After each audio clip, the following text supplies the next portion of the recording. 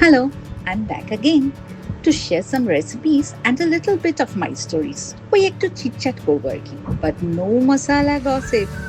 So hope you won't get bored. অনেকে আমাকে জিজ্ঞেস করে যে আচ্ছা তুই এত সময় পাস কি করে? এটা এমন একটা কোয়েশ্চেন যেটার আনসারটা আমার ভাবলেই হাসি পায়। আরে সময় কি পাওয়া যায়? সময় তো বের করে নিতে হয়।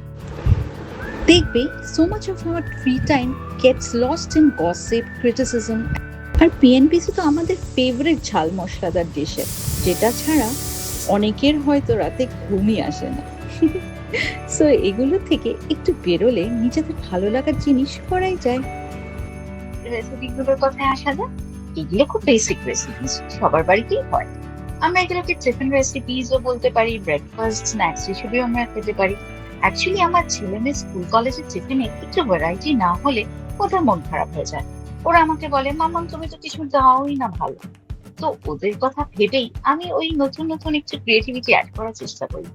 আর কিছু না, এমনিতে এগুলো খুবই সিম্পল, খুবই বেসিক। আর হ্যাঁ, এগুলোর অনেকগুলো কিন্তু আমার মায়ের থেকে শেখা। তো আজকের মতো এই পর্যন্তই। তোমাদের ভালো লাগলে অবশ্যই জানাতে ভুলো না কিন্তু।